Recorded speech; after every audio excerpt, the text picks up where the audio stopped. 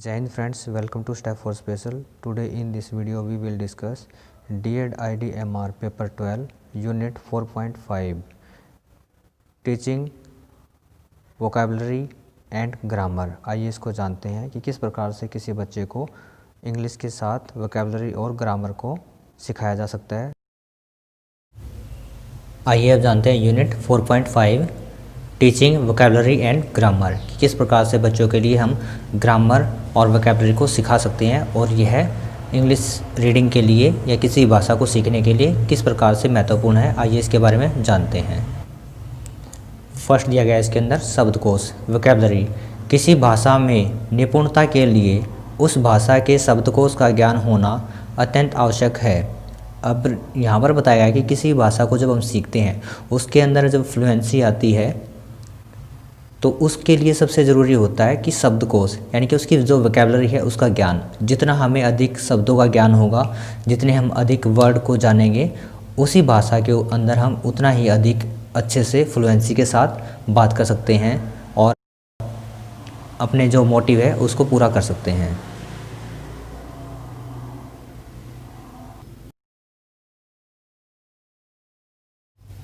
आगे दिया गया है, ग्रामीण क्षेत्र के छात्रों में अंग्रेजी के शब्दकोश का अभाव रहता है, अतः शिक्षक को प्राथमिकता के साथ कक्षा में छात्रों के शब्दकोश को विस्तृत करने के लिए निम्नलिखित जो विधियां हैं उनको प्रयोग करना चाहिए। अब यहाँ पर बताया गया है कि जो रूरल एरिया में रहने वाले बच्चे हैं, जो ग्रामीण क्षेत्र में रहने वाले बच्चे हैं, उनका जो भाषा ज्ञान है वह प्रभावित होने का जो कारण बताया गया है, उनका बताया गया है वोकैबुलरी का कम होना।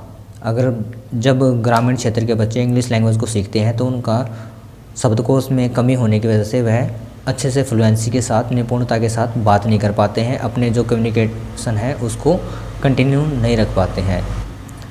यह सब होता है बच्चे के अंदर जो शब्दकोश है उसका कम अभाव या नॉलेज होने की वजह से।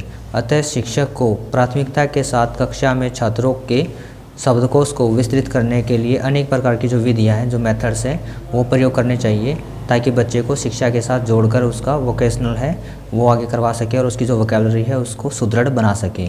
यह बच्चे के लिए बहुत ही ज़रूरी है। आइए इसमें आगे जानते हैं। फर्स्ट दिया गया है, शिक्षक छात्रों को नए शब्दों को प्रसंग सहित समझाए।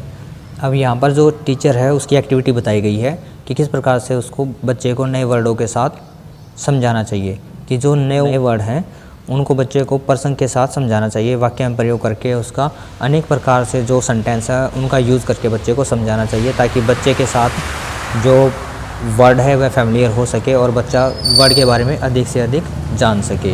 ये यहाँ पर फर्स्ट स्टेप में बताया गया है कि बच्चा जितना अधिक जो न्यू वर्ड है उसको वाक्य में प्रयोग करेगा वह उसके बारे में उतना अधिक कम्युनिकेशन में यूज़ कर सकता है। ये यहाँ पर बताया गया है। सेकंड पॉइंट दिया गया इसमें, पाठ में से नए शब्दों को ब्लैक बोर्ड पर अंकित करें, कि जो लेसन पढ़ाया जा रहा है, डिस्कस हो रहा है, उसके अंदर जो भी न्यू वर्ड आ रहे हैं, न्यू वोकैबुलरी के वर्ड आ रहे हैं, उनको ब्लैक बोर्ड पर नोट करना चाहिए और बच्चे को वो नोट करवाने चाहिए ताकि बच्चे उस चीज़ को न्यू वर्ड के साथ कनेक्ट हो सके और उसको अच्छे से कम्युनिकेशन में यूज़ कर सके। बच्चे को अधिक से अधिक भाषा सिखाने के लिए जो न्यू वर्ड है उनका बहुत ही अधिक महत्व होता है। जब बच्चे को न्यू वर्ड हम सिखाते हैं तो उसके लिए जो विधि बताई गई है उसमें सबसे ज़रूरी होता है कि बच्चे को न्यू वर्ड के बारे में जो उसका एटिमोलॉजी है उसके बारे में पता लगे, कि बच्चे जो वर्ड है उसकी संरचना के बारे में बच्चे को पता लगे कि वह कैसा वर्ड है और किस प्रकार से बना हुआ है, उसके जो फैमिलियर वर्ड कौन कौन से हैं और उनकी वजह से कौन से नए अर्थ निकलते हैं। इन सभी बातों का जो ज्ञान है बच्चे को देने के लिए क्या किया जाता है कि जो वर्ड है उसको ब्लैक बोर्ड पर नोट करके बच्चे को समझाया जाता है, बताया जाता है।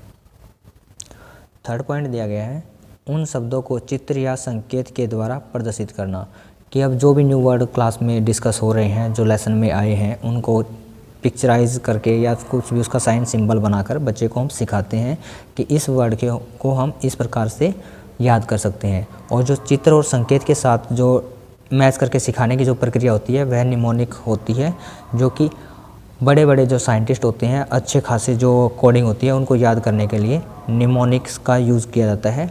उसके ऊपर भी हम आने वाले समय में एक वीडियो बनाएंगे ताकि बच्चे निमोनिक्स के साथ लर्निंग को सीख सके और नए वर्ड को अच्छे से याद कर सके।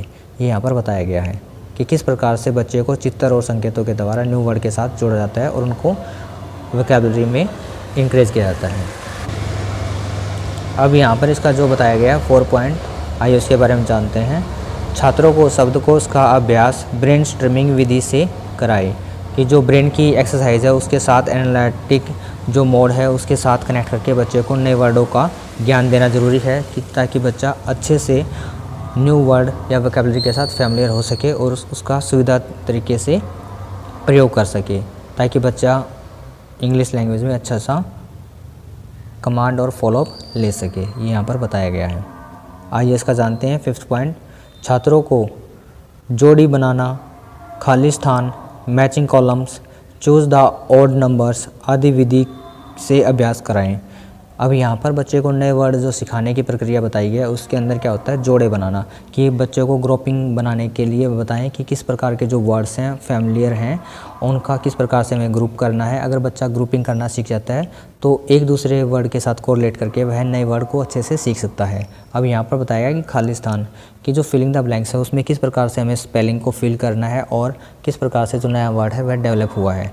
इन सभी बातों का ज्ञान प्राप्त करने के लिए जो मेथड बताया गया उसमें खाली जो स्थान होता है, फिलिंग द ब्लैंक्स होता है, उसको यूज़ करवा के हम बच्चे को फैमिलियर करा सकते हैं वर्ड के साथ। आगे बताया गया कि मैचिंग कॉलम्स और चूज़ द ऑड वन, कि इनमें से किस प्रकार से जो वर्ड है वह वर्ड है एक दूसरे के साथ किस प्रकार से कॉम्बिनेशन रखता है और एक दूसरे के साथ किस प्रकार से भिन्न है। इन सभी बातों का ध्यान रखकर हम बच्चे को अच्छे से अभ्यास करा सकते हैं वोकैबुलरी के साथ और बच्चा वोकैबुलरी को आसानी से सीख सकता है। 6 पॉइंट दिया गया है, छात्रों का समूह बनाकर नए शब्दों पर बातचीत के लिए प्रोत्साहित करें। अब यहाँ पर ग्रुप लर्निंग के लिए बात कही गई है कि बच्चे होते हैं जो ग्रुप में अच्छे से सीख पाते हैं। इस बात से हम भली भांति परिचित हैं कि जब बच्चे एक दूसरे के साथ एक्टिविटी करते हैं, ग्रुप में स्टडी करते हैं, तो उनके अंदर जो लर्निंग डेवलपमेंटल एरिया है वह और भी इफेक्टिव होता है और जो लर्निंग का कौशल होता है वह और भी अच्छे से होता है। अब यहाँ पर जब हम वोकैबुलरी की बात करते हैं तो बच्चों को ग्रुप में नए वर्डों के बारे में बातचीत करने का जो मौका देते हैं, अवसर देते हैं, जिसकी वजह से बच्चे मोटिवेट होकर नए वर्ड को अच्छे से सीख जाते हैं और उसका वाक्य में और कम्युनिकेशन में अच्छे से प्रयोग करना भी सीख जाते हैं। ये यहाँ पर बताया गया है।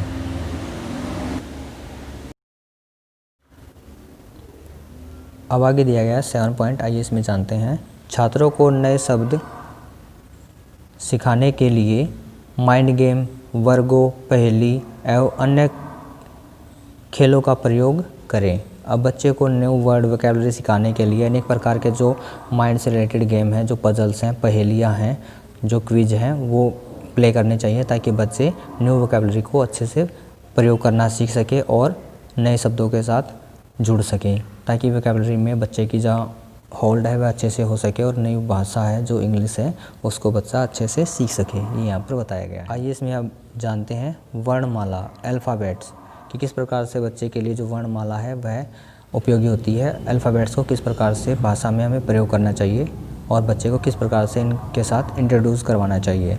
खासकर जब हम प्राइमरी लेवल के बच्चों के लिए बात करते हैं तो वहाँ पर जो अल्फ़ाबेट्स हैं, वर्ण लेवल हैं, बहुत ही इंपॉर्टेंट हो जाते हैं भाषा सिखाने के लिए। आइए इसमें आगे जानते हैं।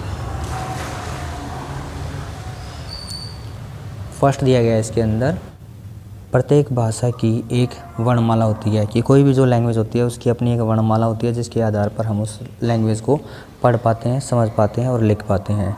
इन सभी चीज़ों को अच्छे से भली भांति प्रयोग करने के लिए जो वर्णमाला है वह बहुत ही इंपॉर्टेंट होती है। खासकर जब हम देखते हैं कि प्राइमरी लेवल पर बच्चे को एजुकेशन देना जब हम स्टार्ट करते हैं तो वहाँ पर बच्चे को वर्णमाला के साथ कोरिलेट करना बहुत ही इंपॉर्टेंट हो जाता है, बहुत ही ज़रूरी हो जाता है। कि जब बच्चे को उसके साथ हम कोरिलेट करते हैं, बच्चे को वर्णमाला के साथ जोड़ते हैं, तो बच्चे के लिए जो वर्णमाला है बहुत इंपॉर्टेंट होती है। उसको जो स्टार्टअप होता है, जो इंट्रोड्यूस करवाने वाला होता है, उसका बहुत ही इंपॉर्टेंट रोल होता है। कि जब शिक्षक बच्चे को अल्फ़ाबेट के साथ फैमिलियर कराता है तो इसको अच्छे से करवाना चाहिए ताकि उसका जो वोकैबुलरी है और उसका जो प्रोनाउंसिएशन है वो अच्छे से ग्रोथ हो सके। ये यहाँ पर बताया गया है। सेकंड पॉइंट दिया गया है इसमें, इसी आधार पर अंग्रेजी की भी एक वर्णमाला है। अब इसी आधार पर जो इंग्लिश है, इंग्लिश की भी एक वर्णमाला है जिसके अंदर हम पढ़ते हैं A B C D। इस प्रकार से जो हम अल्फ़ाबेट्स पढ़ते हैं वह इंग्लिश को रिप्रेजेंट करते हैं और इन वर्डों का अपना एक निश्चित अर्थ होता है जो कि एक सीक्वेंस में जुड़कर एक वर्ड बनाते हैं। और जो एक वर्ड होता है वह अनेकों की संख्या में जब इकट्ठे हो जाते हैं तो एक शब्दकोश का या वोकैबुलरी का निर्माण करते हैं। ये यहाँ पर बताया गया है।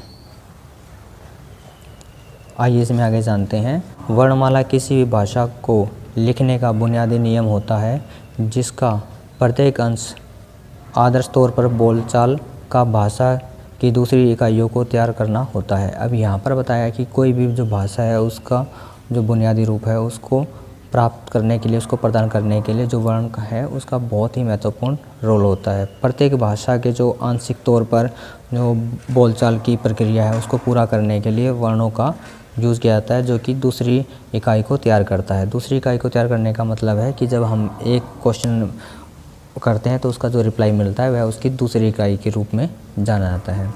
आइए इसके बारे में आगे जानते हैं। ऐसे ही अधिकांश लिखित कृतियाँ प्राप्त की जाती हैं।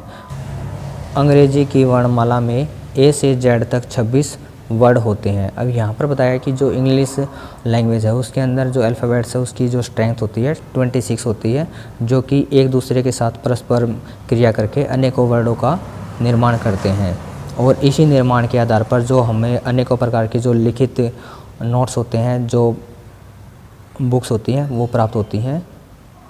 ये यहाँ पर बताया। आइए अब जानते हैं वर्ड शब्द कि शब्द की भाषा में क्या भूमिका होती है और किस प्रकार से यह बच्चे के लिए ज़रूरी होता है। आइए इसके बारे में जानते हैं।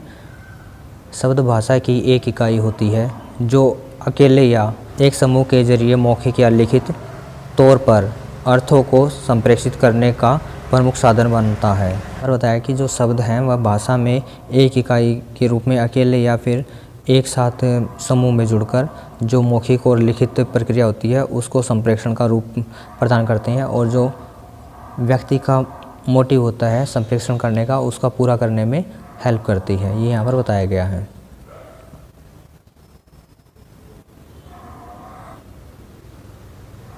आइए इसमें आगे जानते हैं अक्षर लेटर्स कि किस प्रकार से वोकैबुलरी है, ग्रामर है, उसके लिए जो लेटर्स हैं उनका इम्पोर्टेंट होता है। आइए जानते हैं। एक वर्णमाला अक्षरों से मिलकर बनती है। अब यहाँ पर बताएगा कि जो भी वर्णमाला होती है, जो भी स्पेलिंग होती है वह अक्षरों से मिलकर बनती है। किसी भी वर्णमाला में जो अक्षर होते हैं वह महत्वपूर्ण स्थान रखते हैं। बगैर अक्षरों के हम किसी भी वर्णमाला को पूरा या उसके बारे में कल्पना भी नहीं कर सकते। सेकंड पॉइंट दिया गया है अक्षर दो आकारों में होते हैं, कैपिटल और लोअर केस, बड़े और छोटे। अब यहाँ पर बताया कि जो अक्षर का साइज़ होता है वह दो प्रकार से हम कोडिंग करते हैं। एक होता है कैपिटल में, जैसे कि ए को हमने ऐसे लिख दिया ये तो कैपिटल में हो गया, और ये हो गया लोअर केस में। ये यहाँ पर बताया गया है कि इस प्रकार से हम जो लेटर्स होते हैं उनको अंकित करके वर्ड के रूप में, एक ग्रामर के रूप में यूज़ करते हैं।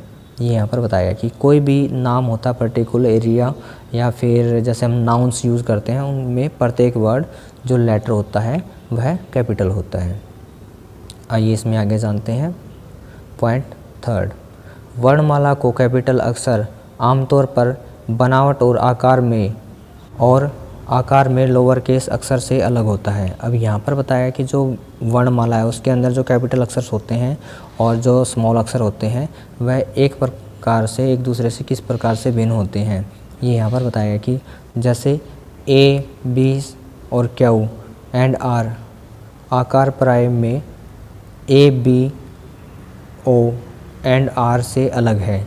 अब यहाँ पर जो अक्षर की फॉर्म है वह एक दूसरे से किस प्रकार से भिन्न है वो समझाने का प्रयास किया गया है कि जो ए है उसको हम स्मॉल लेटर में लिखेंगे तो कैसे लिखेंगे और कैपिटल लेटर में लिखेंगे तो कैसे लिखेंगे। जो आर है उसकी फॉर्म कैसे बन रही है कैपिटल में और स्मॉल में। ये यहाँ पर जो वर्ड है अब यहाँ पर जो लेटर्स हैं उनके बारे में समझाने का प्रयास किया गया है कि किस प्रकार से जो स्मॉल और कैपिटल लेटर्स हैं एक दूसरे से बनावट में और आकार में भिन्न होते हैं। ये यहाँ पर बताया गया है। आइए इसके बारे में जानते हैं। 4 पॉइंट, किसी संज्ञा का पहला शब्द कैपिटल हो सकता है या किसी वाक्य का पहला शब्द भी, उदाहरण के लिए एप्पल। अब यहाँ पर बताया कि कोई भी जो संज्ञा है, जो नाउन्स होते हैं उनको संज्ञा बोलते हैं, उनका जो फर्स्ट लेटर होता है वह कैपिटल होता है। जैसे कि एप्पल है, एप्पल एक खाने का मटेरियल है फ्रूट का जो भी नाम होगा, किसी व्यक्ति का नाम होगा या प्लेस का नाम होगा या फिर living and non living things का नाम होगा, तो उसका जो फर्स्ट लेटर होगा वह कैपिटल आएगा। ये जो ग्रामर का एक रूल है ये यहाँ पर बताया गया है। इस प्रकार से इस आधार पर हम जो लैंग्वेज में टीचिंग वोकैबुलरी एंड ग्रामर के बारे में सीख सकते हैं और बच्चों को सिखा सकते हैं कि किस प्रकार से यह एजुकेशन में हेल्पफुल होता है और उसको सिखाने का जो मोटिव होता है इसको कैसे प्राप्त किया जा सकता है। इन सभी चीज़ों को सीखने के लिए जो स्टेप टू स्टेप एक्टिविटीज़ हैं वह पूरी की जाती हैं। इन एक्टिविटीज़ में कुछ होती हैं जो बच्चे के लिए वोकैबुलरी को इंक्रीज करने में, कुछ ग्रामर्स रूल को स्टडी कराने में, उसको फॉलो करने में हेल्पफुल होते हैं। ये सब यहाँ पर बताए गए हैं।